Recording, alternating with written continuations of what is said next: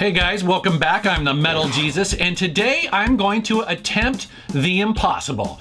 See, the thing is, there was over 1,100 retail games released for the Xbox 360 so far, actually, and that's not including over 600 Xbox Live Arcade games. So to whittle that down to a top 10, frankly, is brutal. But you know what? It's so much fun to do. I hope you guys enjoy this. And at the end, I'm going to have honorable mentions because, well, there are so many great games. Let's take a look.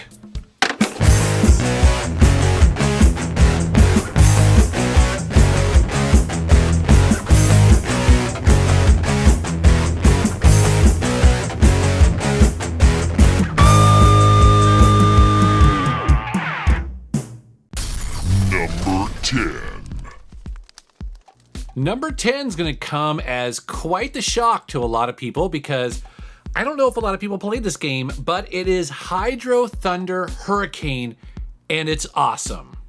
Now, sure, I like racing games. I like games where there's fast action and really fun physics, and this game has it all. But honestly, what turned the corner for me was the online multiplayer. I played this game with Pete Dorr and Gamester81 and Jason Heine, and I just had the best time. And I think that's what games are all about. And so I know this game's not going to make it on everyone's list, but the game is fantastic, and the multiplayer is so much fun. I highly recommend it. Number 9.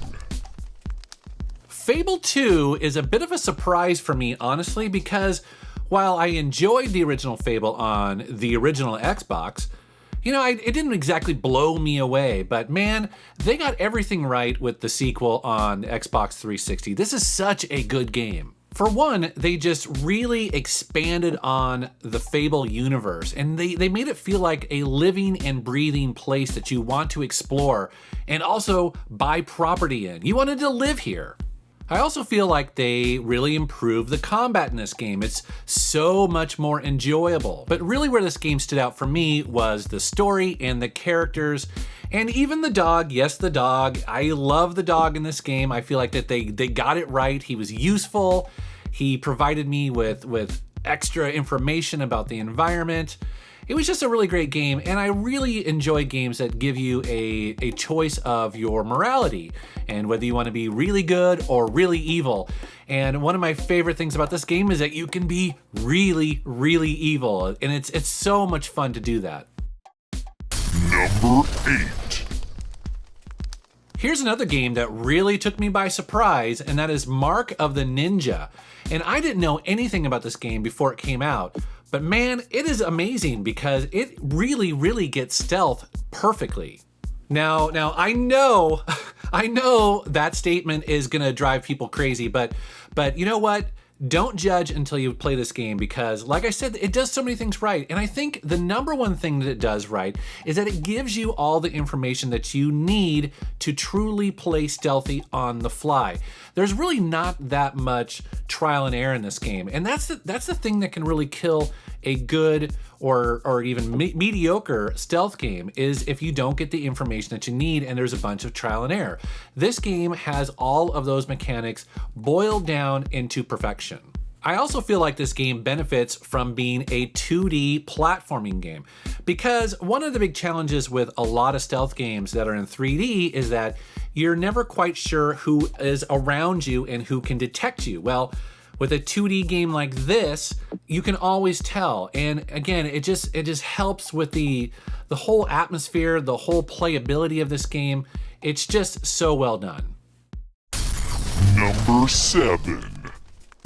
Often people will ask me, what type of first-person shooters do I like to play? Do I like to play Halo? Do I like to play the Call of Duty series? Well, you know what? Often my answer is, no, I actually really prefer to play games like Bioshock. So what does that mean? Well, Bioshock to me is one of the best first-person shooters that I have ever played, and it has a lot of attributes that I really, really like. For instance, it's very story-driven. It's also a much slower experience. You don't just run around gunning down tons of dudes. It's almost like a mix of shooting and exploration, which I really like. Also, the game has a full-blown RPG element to it. You're constantly upgrading your weapons, your attacks, and your magic, which again is one of my favorite things too, is that I like this game because you can go through it and just run and gun the whole way through, or you can use magic. And again, I really like that in a first-person shooter. I just love the variety. I love it when you can make it your own experience. But really what sets this game apart is Rapture and the environment. I mean, there is no other game quite like this, especially at the time when this came out. It's so creepy and weird and twisted, and man, it's like a horror game, but it's, oh my God, but it's so much more. And of course, like any great game, it has an amazing ending that I never saw coming, and people still talk about it today. I love BioShock. Number 6.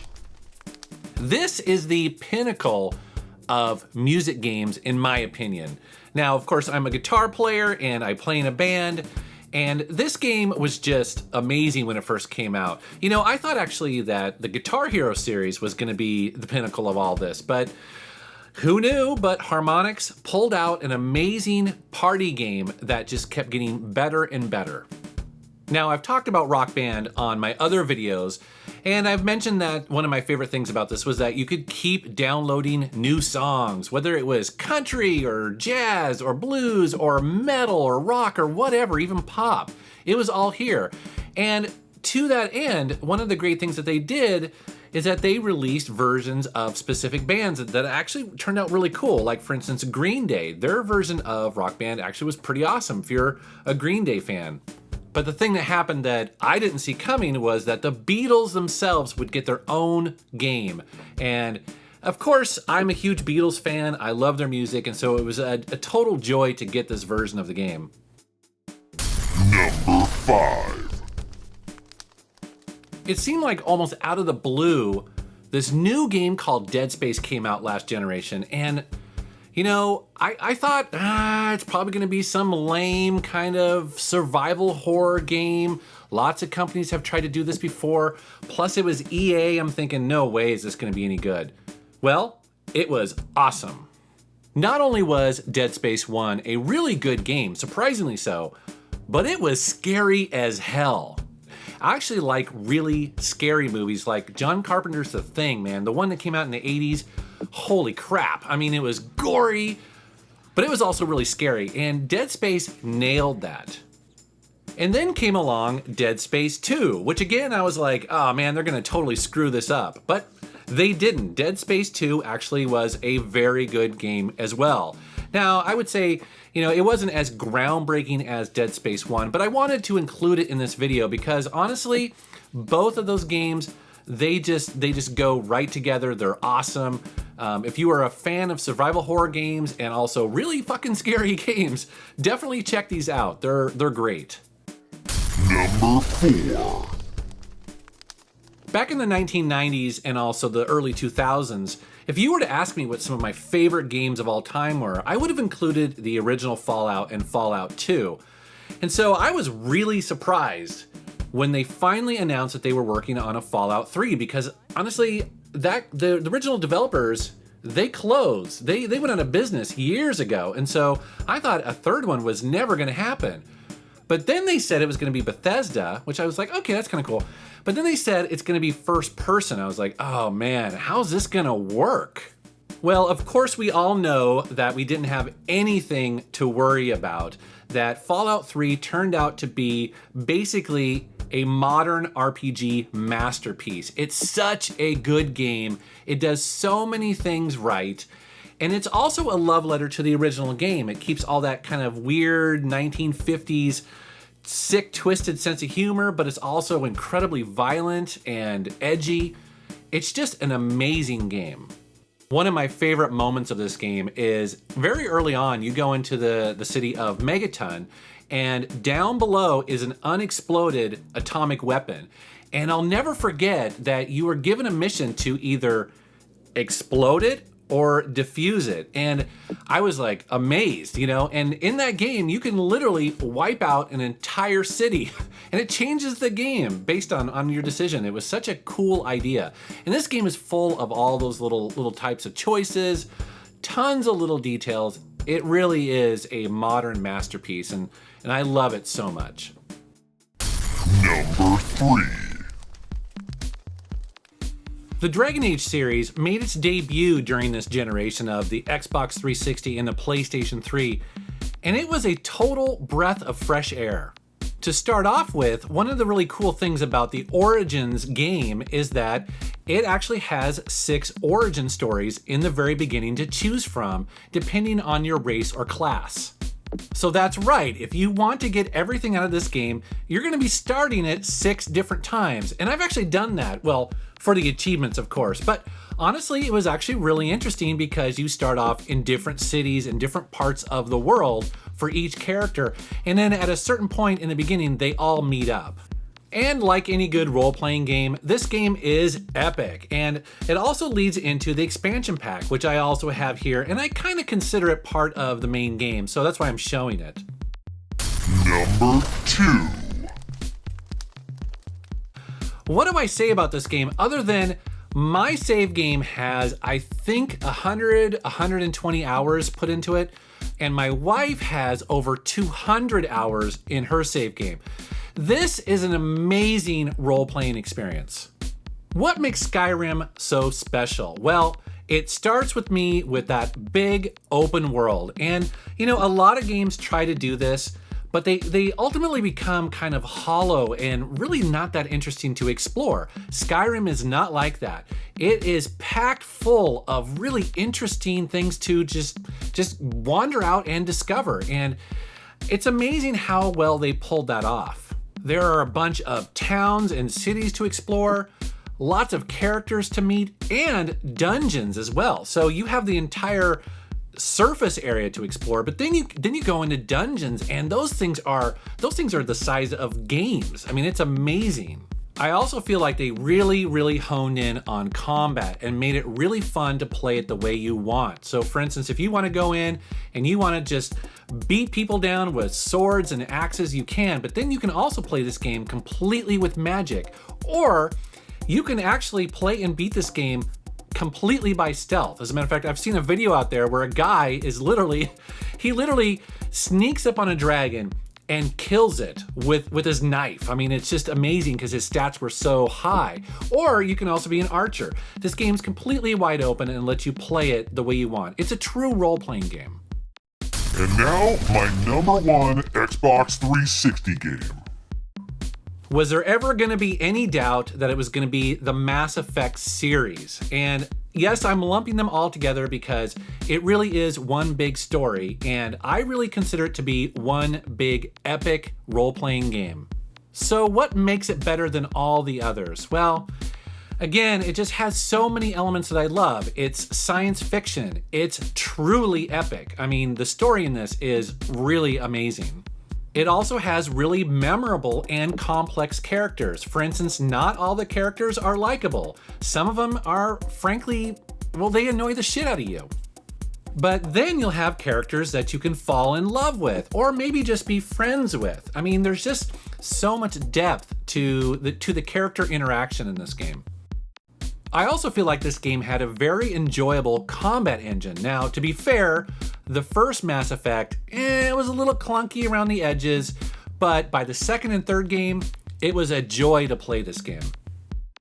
Also, this game allowed you to play your main character the way you want. And so you can play as male or female, and you can play as good or bad, and also shades of in between.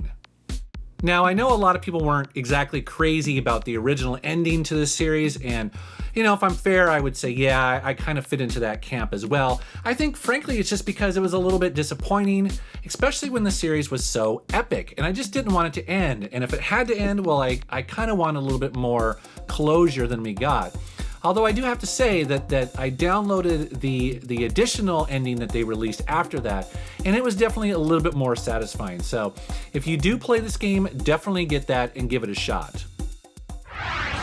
All right, guys, well, that is my top 10 games for the Xbox 360. Now, you probably noticed that I tend to lean more towards the single-player experience and also role-playing games. And frankly, that's just because there were so many great ones released for it. But the thing is that there's a ton of other great games, too. So here at the end, I'm going to show a bunch of honorable mentions across every single genre. I think you guys are going to really enjoy that. But personally, I would love to know, if you had to come up with a top 10, what would yours be? Please post a comment down below and let's talk about it, because there's so many great games. As always, I want to thank you for watching my channel and thank you very much for subscribing. Take care. Well, to start off honorable mentions, you got to talk about Gears of War 1 and 2. So much fun. Here are some awesome multiplayer games that I dug into: Bad Company 2 and Left 4 Dead 2, which Kinsey actually introduced me to. Most people would assume I would choose Grand Theft Auto, but I actually liked Red Dead Redemption even more. I do love shooters. Here is Death Smiles, a fantastic game, and another really interesting game called Shadows of the Damned. Next up is Alice, Madness Returned. That was a fun game. And another role-playing game. What a surprise. 2 racing games I thought were amazing. We have Need for Speed Most Wanted, but Blur was awesome. Who could forget when Batman Arkham Asylum came out? Man, that was an amazing surprise. And I also really enjoyed Bayonetta. Next up is a cool military shooter called Spec Ops: The Line. Really like this game. And then also Star Wars Force Unleashed. This was a fantastic Star Wars game. Here is the orange box with Portal, so awesome. And then also the Tomb Raider reboot was really good. I had a ton of fun playing The Walking Dead and also The Darkness. And of course, it's an Xbox console, so you have to include Halo. And to be honest, actually, I really liked Halo 3 and Halo 4. I thought those were really well-made games. And here are 2 games that almost made my top 10. That is Dishonored and also the Deus Ex reboot.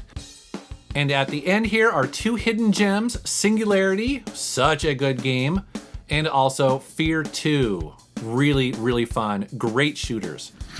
All right, guys, well, there is my top 10 plus honorable mentions. You're probably wondering where Grand Theft Auto 5 is. I did play that game, I loved it. I just happened to play it on the PlayStation 3. Maybe a future video.